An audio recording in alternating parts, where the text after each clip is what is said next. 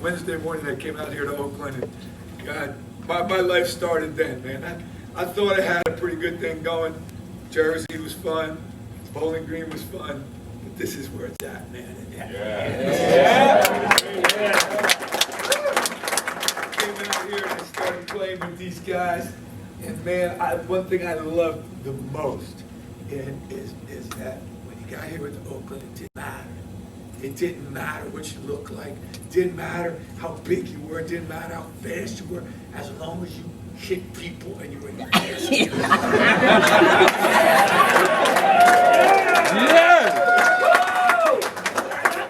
that's what I always thought about football. That's why I loved it so much. My mother used to freak out because I couldn't stop wanting to play football every day just so I could get nasty. And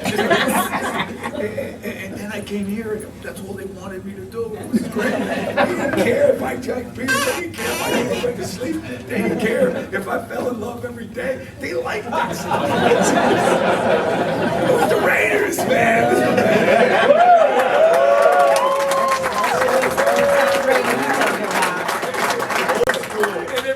And then we had Kenny Stabler and Fred Politnikov. These guys were wackos, man. They were my teammates. With a group like that, I mean, God, and Pete Banaszak every morning. My number was 41, his was 40. I come in, high, my whole over, I sit down. He'd be next to me and go, Kenzo, what'd you do last night? That's all I cared about, you know. And then we go win. Right? So anyway, my life started. I love this town. I'm glad you're all here for this Raider Mecca trip, and we all get so much in common, man. We all love this organization.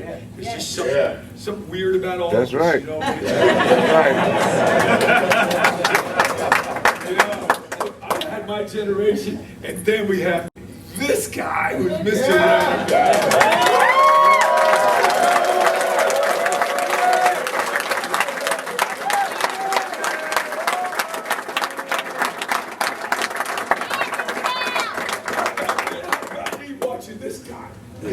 I'm so psyched for you to do it. My God, it's the best. That's the beauty of the Raider Nation is having a guy like Phil around. You know, back in the day, you know, Archell used to always, he was the offensive line coach then, and what he would do every Friday afternoon, he would pull the guys over, anybody who wanted to listen, and he would tell these old great stories, and we would all walk away going, wow. I remember coming from Notre Dame, you know, I mean, I'm coming from First time I walked in the Raider locker room, Greg Townsend in the corner smoking, I was drinking beer, literally went back outside the door. From that day on, anytime I walked in the locker room and once I got dressed, I would always grab a towel and put it over my head because, I mean, after that, my rookie season, seeing guys drinking and smoking and not playing cards, you know, and Notre Dame, you know, we all like this, you know, like, you know, waiting for the game, but not a Raider Nation, baby. That's not how we roll here, right? Just win, baby. Like I said, the first group, you know, my experience here was second to none, you know, and not just because it was great for me on the football field, because of the relationship I have with the fans, the relationship I have with you, you know. So many times, you know, when I'm traveling around the country now, you know, people come up to me and say, I'm Raider Nation. Like I tell the first group, like, you can't show me a tattoo, you can't show me a broken tooth, something. You can't show me something. Let me know that you're part of Raider Nation. You can't be all proper and be a part of Raider Nation. But again, you know, being here 16 years, and I'm gonna say the same thing you guys I said to the first group. I apologize for that 17th year. Okay. We forgive you. We love you anyway. So 100 back home. That's right. Couple 100 back here. So we still won. And we still saluted you back Yeah, there. Raiders still won. So, you know, I know it was like everybody was like, sure. Yeah,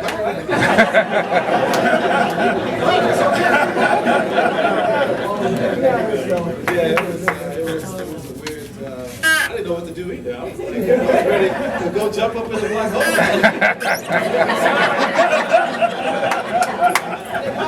But you know, we're going to open up for questions now, and if you guys have any questions, we'll sit here and field questions. Coming out of retirement? What's that? Are you coming out of retirement? No, sir. We need a receiver. What do you think about coming out of Put retirement? clothes on so you can see all this. That's been very good to me. That's been good. Yes, sir. Tim, may I ask, will you ever be involved in supporting our receivers as a coach down there? Well, I'll do whatever they ask me to do. You know, if they call me and say, be here, I'll be here, you know, but that's not one of those things where you can, you know, call them and say, hey, you know, I'll come, you know, so if they call me, I'll be here and do whatever they ask me to do. But at this point,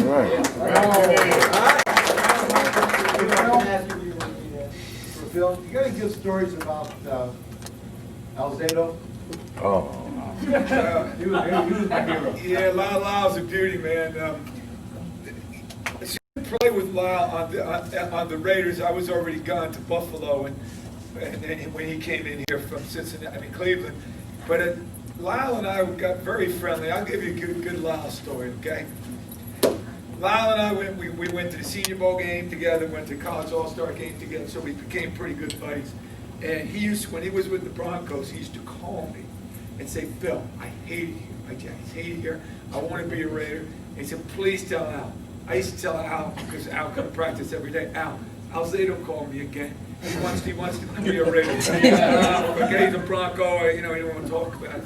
Anyway, finally he got here. But one off season, he lived in Brooklyn, I live in Jersey, so we decided we were going to meet up in Orange, like West Orange, New Jersey, East Orange, somewhere up there. It was a pretty hot bar. And so he was going to bring some of his boys, and I was going to bring some of my boys. So we met there, and Lyle, we were at the bar together, and Lyle was ordering cases of beer. Not beer, a case, so everybody can have them. And he said, I want them on the bar. So the guy brings out the case. Everybody's drinking them like crazy. We're having a good time. Then he decides we should take over the band. He says, Phil, you get the guitar player, I'm getting the drummer, you get this, you get that guy. So here we go. Lyle wants us to take over the band. We went up on the stage, we said, sorry. We're taking over the band. The guy's like, you can't take over the band. Lyle says, we're taking over the band, get off the stage. Now here comes the cops. And we're up on the stage arguing with the band members to get off the stage. So finally here comes the cops. We go back to the bar where we were. And now they're coming at us, and all these people, they're all us. And Lyle, I had a guy, his name was Cow. And Cow was about 300 pounds. So the Cow decided to make a stand. Somebody shoves right through a window, like this, right? And then the police grab him, and they lock him up. And they got his handcuffs, and I didn't want to know what's going on, what's going on. Well, Villapiano's here, Alzado's here. It was nuts. These cops are all good guys, too. We don't want to lock you guys up. Man, you know, said, okay, but what about the cow? You got him in handcuffs. And Lyle started to cheer, free the cow. Say, free the cow. All right.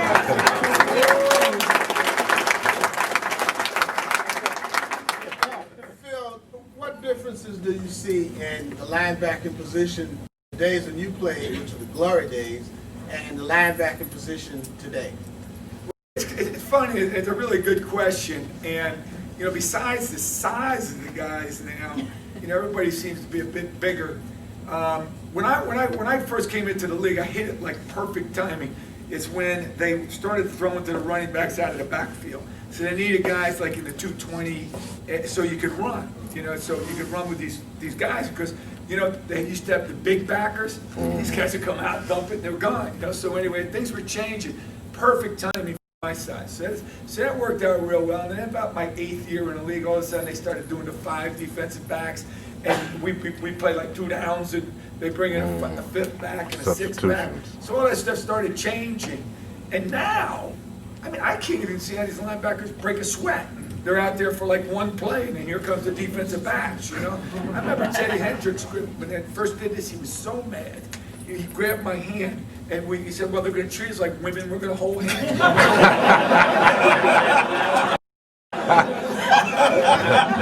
Yes, sir. Hi, gospel music before the game. Yes, sir. What are some of your favorite groups? Oh, goodness. I mean, Fred Hammonds, Donnie McClurkin, all those guys. How did that motivate you for the Well, for me, it was, I really started doing that way back in college. For me, it was just a way to calm myself down and really get focused on what I had to do today. I tried to play the game mentally to fit, so the game put my head and just get ready to go, man. Worked out pretty good for me, right? Yes, sir. question for you? Did you ever hear Rich Gannon say anything funny in a huddle? He always looks so serious. Absolutely, positively not. Anytime he walked in that gate, it was all serious. I mean, for my 4 years I played with him, 4 or 5 years, he just wasn't that type of guy. He was all about business, and he went about it that way, and it worked out great for him also. Say it, Tim. He was a prick, wasn't he? Yeah, we meet up on the golf course quite often. So Bad. he's up 2 rounds over me right now. Tim. He plays every day. I told him I have a job. He doesn't. As a player, I know you used to tape your fingers all the time. Was that more of a physical or mental reason why you did No, that? it was for me. My rookie year, I dislocated my middle finger on both hands, so I taped it up, and then I started wearing gloves. Well, that didn't work out for me. So after that, I taped up these 2 fingers. And I had a good game. Once you have a good game, right, it works. So I just started taping them on. It worked out great because what it did, I didn't have any joint problems anymore for the rest of my career. Okay. So 14 years I went without ever hurting my finger. So yes, sir. Tim, you had a pretty major knee injury in, I believe, was it rookie year? Second year. Second year. You came back and you're a Hall of Fame receiver. You're one of my all-time favorite Raiders. But do you think you lost 20 touchdowns and 100 receptions over the course of your career based on that early knee injury, or did you get everything back from it? Well, I think what happened when I came back in 1990. I thought I was ready to play. I thought I was ready to go back and do everything, but I really wasn't. So Al Davis came up to me and said that you're going to be the best 3rd down receiver, punt return, and tell him to win the game. I'm thinking, what about 1st and 2nd down? But really, I don't think he had any plans for me to ever play on 1st and 2nd down again. So in 1990, 1991, and we started out in 92 with me just playing 3rd down and returning punts and kickoffs.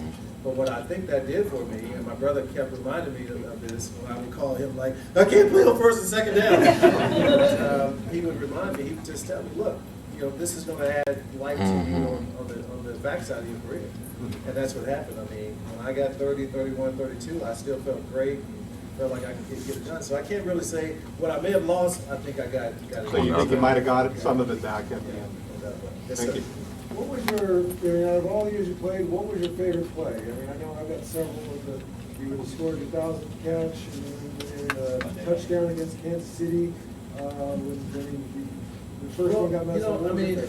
Favorite play and favorite moments are probably a little different. Obviously, when you come into the NFL, you want to prove to people that you can do it on this level that you get in college. And the very first time I touched the ball, I went 97 yards for a touchdown in San Diego. So to me, that was probably one of my favorite plays because I proved to not only myself, but to everybody around that this kid can do exactly what he did in college and the NFL. So, but my favorite moment here was certainly the moment I realized that I was going to the Super Bowl for the first time.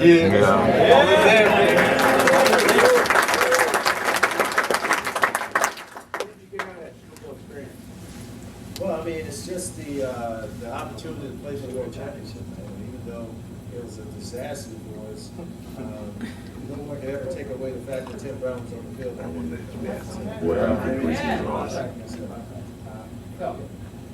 Who was your favorite player not just O.J. Simpson. O.J. Simpson. I used to like to go get the best ones. Okay. Matter of fact, I was doing a dinner in Atlantic City not long ago, and I was with Gail Sayers, and I never got him. So I challenged him. Let's go, man, right now.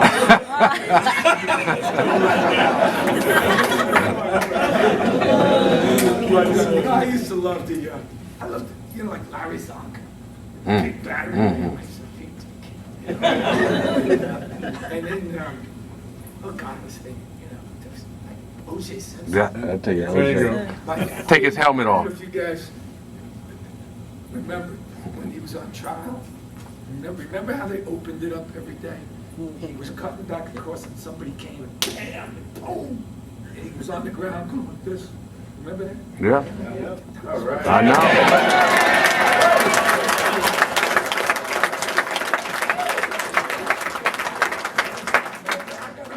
Every day for a year. Yes, sir.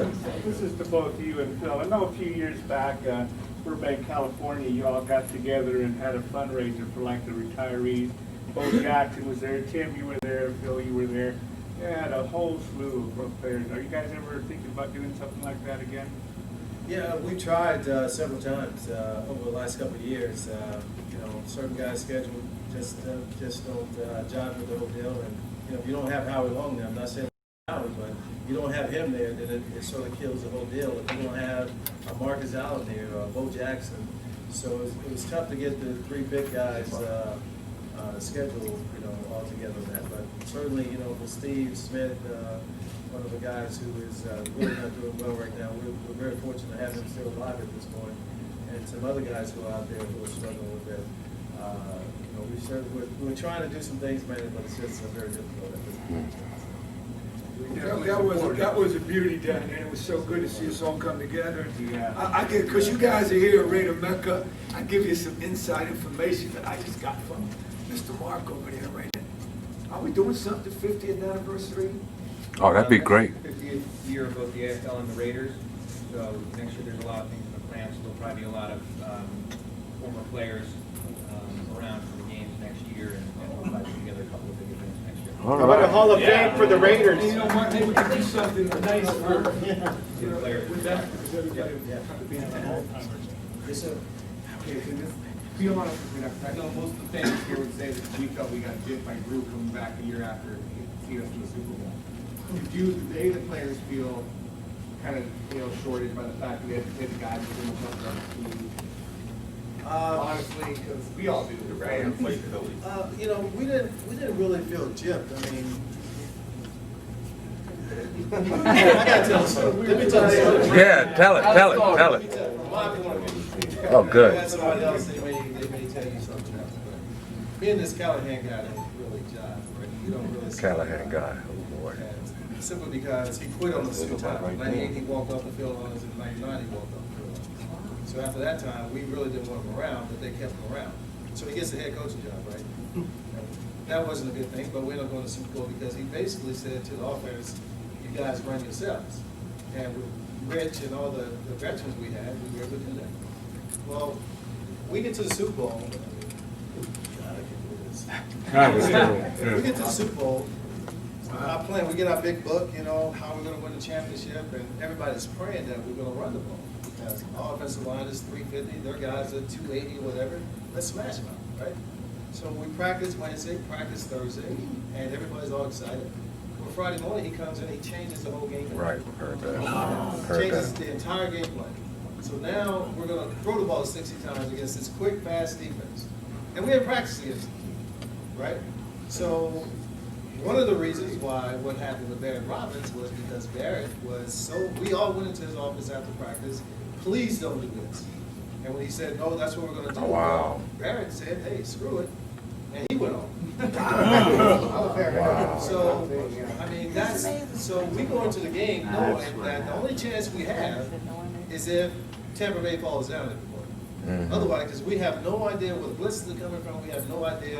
And I don't know if you guys remember, but right in midstream, when it was starting to go bad, we jumped into like a heavy package and tried to smash mount. Yeah. And then that didn't work, and then we were really, after that, we were done. I mean, literally, we would come off the field every play, and everybody was like, are you going to kill him? So, to me, now, I'm a conspiracy theorist. I'm one of those guys. All right. It was straight up sabotage.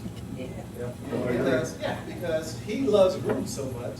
I mean, 2 weeks after he's fired from here, he's down there hanging out with him. Like to hear that. Real deal. Real deal. Yeah, thanks. Thanks, sir.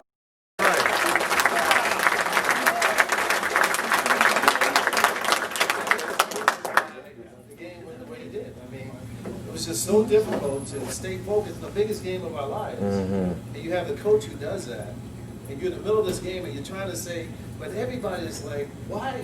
You got the whole offense wondering why we're doing what we're doing. And the defense is mad, you know, because they knew if we would just ran the ball, it would make the game a lot easier for them, because they wouldn't have been able to do it as much. It was one of those times where, you know, it was on the coach. It was his deal to do, and that's what they did. So it is what it is at this point. But they say we don't have coaches for puppets. Who was the best cover corner that you played against, and what specific things did they do to throw you off your route? Probably the best guy I went up against was a young Rod Woodson. I mean, he was fast, physical, you know, and quick too. I mean, I could handle fast guys and physical guys, but when you had quick feet also, because that was my whole deal. I could get in and out of breaks. And a guy like Rod, I mean, he had just as good as feet as you had, and it made it very difficult to beat him on routes. So, yes, sir. For both of you, what team did you guys really brought the best out when you were facing team whatever? Which ones was it? Ones that I think brought the best out in the '70s Raiders was the Steelers. I mean, we were so alike, you know, in size and in depth and in positions. We were so alike. It was just made for a great rivalry. And you know, one of the most beautiful things that ever happened in my career was when we got sued by the Steelers. Criminal element. Being too rough. I just thought that was a For me, it was Broncos. Yeah. Just a little bit more for that game. This question is for both of you. Who was your favorite Raider of all time? What? Raider? Your favorite Raider of all time? Other than yourself. Oh, that's a tough one there. You got a lot of friends there. I mean, that's what a tough question. Really? Because everyone is just such a classic. You know, it was so much fun to be with these guys. My favorite. You know, I'll tell you, I probably did more things with Otis Trunk than I did with him and I don't know if you guys remember, but a lot of you guys aren't from the Bay Area, but Trunk and I, we did a thing called Project Linebacker, which was the bus line here in town, AC Transit, you know, does a whole Alameda, Contra Costa County, and the kids in the schools kept, you know, beating up the drivers, ripping the seats. It was a really horrible thing. And they brought Otis and I over one day, and they asked us if we would go around to the schools and talk to the kids and say, hey man, these are our buses, your parents are paying for them. You know, these drivers are our buddies, we bring drivers in with us. We showed Raider highlight films. Trunk and I had more fun doing that, and we did more good stuff. And I remember walking out in the Coliseum, hey, Phil, we're taking care of your buses. We're coming back to us. And we did commercials together. We did Trunk, and I'm the godfather of his daughter, who's now like, well, she's 30-something years old. It's a long time ago. But no, Trunk was probably my favorite guy. How about you, Trunk? Well, for me, you know, just going from my era here was without a doubt Marcus Allen. Yeah. There were some very, very difficult times in his career when he was asked to be fullback to Bo Jackson, fullback to Eric Dixon. I was just with Eric Dixon in New York for the kickoff game, and he was telling me stories how when he got to the Raiders, he couldn't believe that they were going to ask Marcus to play fullback. And not only did he do it, but he did it well. And this guy never complained, not 1 minute. When it was time to play, he went out and played. And literally, he taught me the game. He taught me how to play from an inspiration point of view, from being a leader at all times, and always putting yourself behind the team. And that's what he did. And every time I see him, I call him Papa Marcus, because he taught me the game. That's what she was. So, yes, sir. In my opinion, you were one of the most fearless receivers ever played. I mean, you made your money going across the middle. Was there any particular particular players that would make you think a little twice about going across the middle? Not during my day, because I never even thought about, I always played this game from a mental point of view. So I was able to go across the middle because if I knew the coverage you were going to be in, I knew where you were supposed to be. Now, if you did what you were supposed to do, right, I was going to be okay. I remember one time we were playing Chicago, and we lined Napoleon Kaufman out wide left. I was in the slot. And we had my patented 15-yard and in route on, and Knapp was supposed to, run through. It was a cover 4 coverage, so that means if he ran through him, then both safety and corner would go with him. Well, Knapp decided. So I'm thinking Napoleon's going to do what he's going to do, and the safety is going to be gone. So Knapp decides to just take a jog up the sideline, and so that safety freed up, and he came flying. And I was wide open because I had beat this safety. So I'm trying to come out the back door and chase Knapp down there. And time I got that ball, I got a helmet right there. It was one of the only times in my career that I just had to lay there for 1 second. Think about this game called football. Pretty tough. Over there. No, I mean, this game is it's a dangerous game, but if you know what you're doing, it makes it a lot easier. Did you talk to Knapp after that? I had a long time.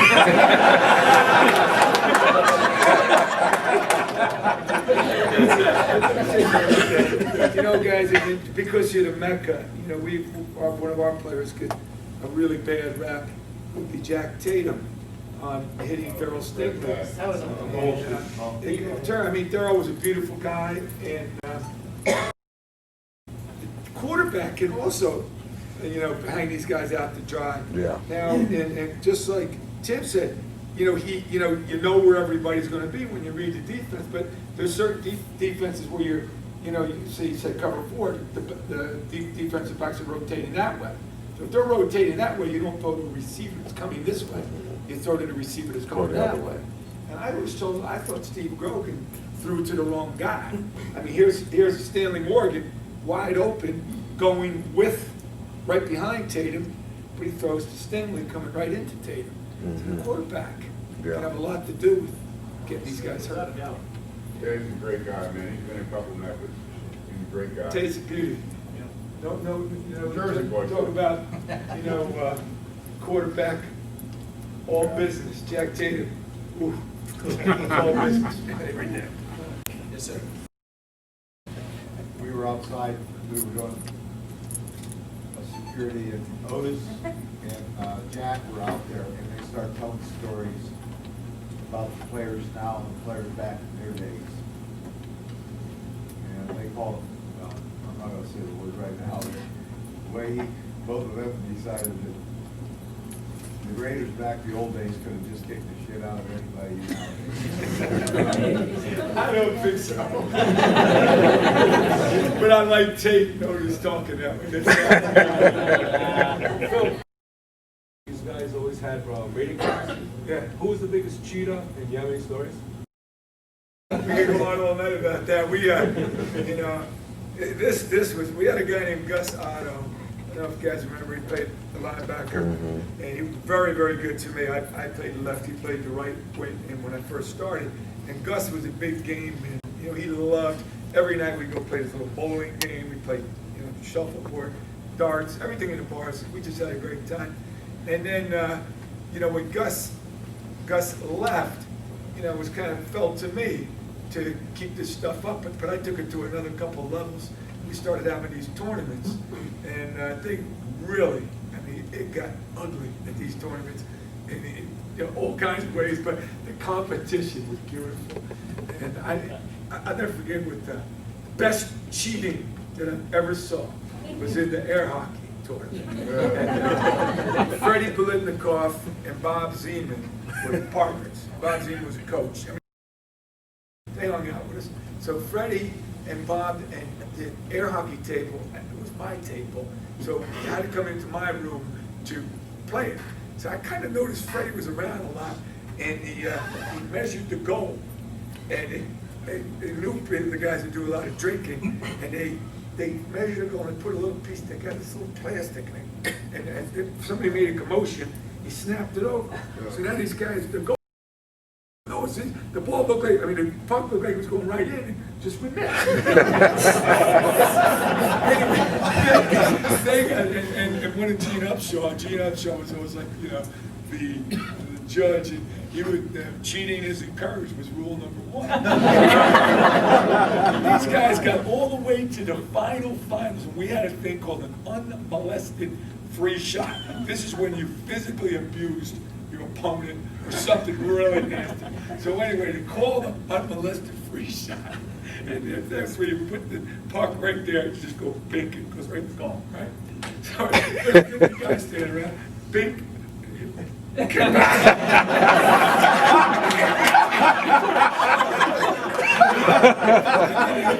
then we cheered him, man, with a little plastic cap. It was a million, you know, it was a giant fella comes up with a big coat, and, you know, the sleeves hung down, so the pucks couldn't go under, you know. And somebody put the thing up on their feet, so it was going down. We had a great time. Yes, sir. How's NASCAR? NASCAR's a little slow, man. The economy's a little down, so I mean, it's very tough to convince somebody to throw $20 million at a new race team right now. But we'll still fight, and hopefully it's going to work out. Would love to see it, man. Yeah, I can't wait to see that black 81 car going around. All right. Yeah. Can you imagine? Yeah. Can you imagine? Maybe we talked earlier about the performance of Steve Smith and the other guys. I know Phil gets a lot of help with his ALS fund from Garrett, the Jersey Shore Raider Boosters. What can we do as fans to help you guys out, you know, to raise money for these guys who are, you know, not making out so good? Well, you know, I think, you know, the guy we need to talk to is another guy I can't mention him here, but he does a great job.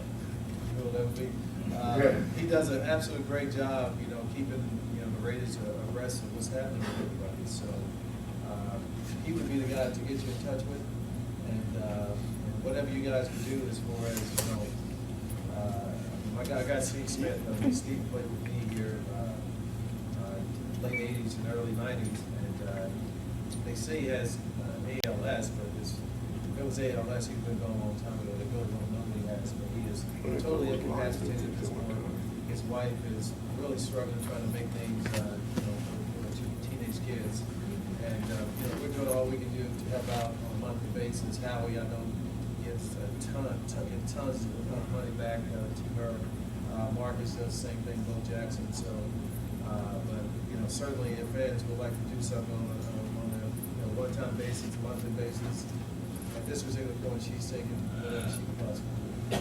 When we raised in this room, just talk to the guys in Iraq, troops over there.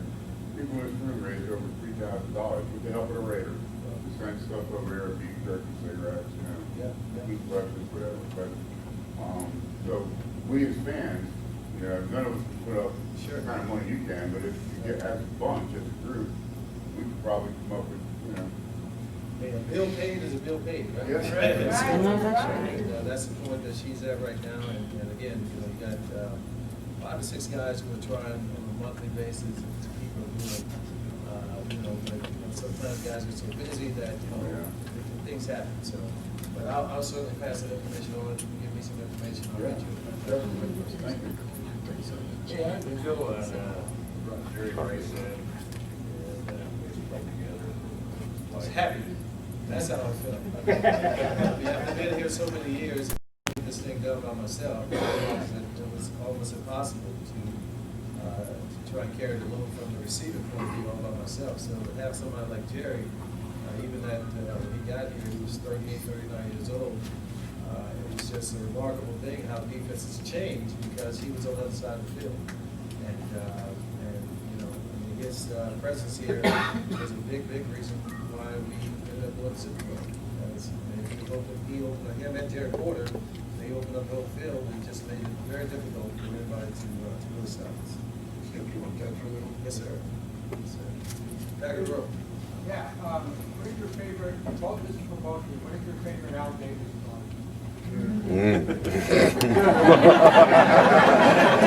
Bet you can tell. Very good. I don't know. I hear Freddie talks about the baggy pants story. So. my favorite Al Davis story is, and I got to tell this at, was it John? We were at Tahoe for we had a big Raider thing up there, and we hadn't seen each other since, years, 10, 15 years. The guys were, everybody's out there working and stuff. And so Madden, it was Madden's 50th birthday party or something like that, 60th. And so they said, look guys, I don't care, just say something. Stand up, say something. So I got up and I said, yeah, I'd like to say something. And I got screwed. And he goes, what do you mean, Phil? Well, I said, well, listen to this. Because I haven't seen you guys since I ended up in Buffalo. I was a Raider. I was pissed. What's the matter with you? Well, I said, I'm back in New Jersey. And at 9 o'clock, I come home from church at 6 o'clock California time, and I come home, and Al's on the phone. I pick up the phone, and Al says, Phil, how you doing? I said, great, man. I said, what are you doing up so early? He said, I just need to talk to you for a minute. I said, wow. He goes, how's your leg?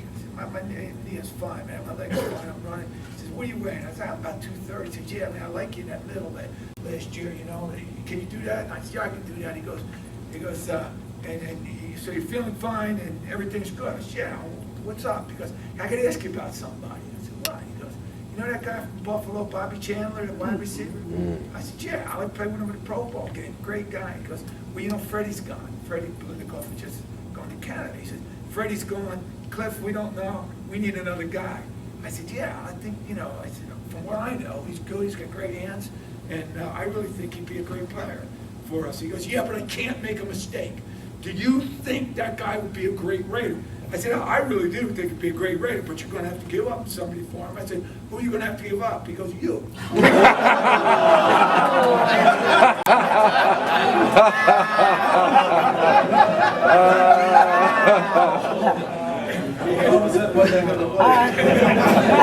Oh, wow. I got myself traded that day. But it was really, it goes back, and I don't want to talk to you, I could go on all day. It goes back to when the Raiders were going to go to L.A. We're all playing golf. I'll never forget, me and Gene Upshaw, 16 of us right there playing golf. We come in, it's on TV, we're going to L.A. So we had a few beers, and Dave Darby's having a barbecue. We go back to his house, we have a few more beers, and now the Oakland Tribune calls up, and they're starting to interview this guy, interview this guy, interview this guy. So I'm like one of the last guys on, and at this time I was feeling no pain, and I was pissed off, and I said, yeah, I think it's morally wrong. I think it's the worst thing that could ever happen. I'm a Raider, blah, blah, blah. I'm going on and on about I'm an Oakland Raider. Next day, Villapiano won't go. And I think Al never said a word to me, but he kept that, probably that until that morning when we were going to L.A. that year, gone to Buffalo. And in those days, if the owner really got pissed at you, he'd send you to Green Bay or Buffalo. What's his probably? Well, for me, I've been here 16 years with the Raiders. I can go on and on about different stories, but I think something that I learned probably not to 2002, 2001 is how much Al helps out former players. I think that's something, you hear a lot of things about Al Davis, but that kind of stuff is never publicized. What he does for former players is absolutely incredible. And he does it without asking questions. And, I think it's just a remarkable thing that everybody should keep in mind, because the stories you're going to hear about Al won't have anything to do with him being a good guy, right. The best guy. They're going to always tell the nasty, ugly stuff. And he'll always say he had nothing to do with it, right? That's basically how it goes. But so just keep that in mind. But one thing that happened to me here was in '89 I tore my knee. When I came back the next year, he literally grabbed me by the collar. I got my pads on and everything. He said he didn't call me Tim or Timmy or Timothy. He called me Timmo.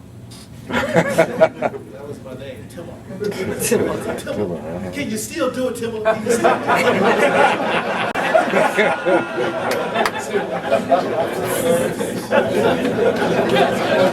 This is like, I'm just walking by. I speak to him, and he grabs me, and he can you still do it like you used to, Timber? Please tell me you can do it. That's a moment that I'll certainly never forget. So,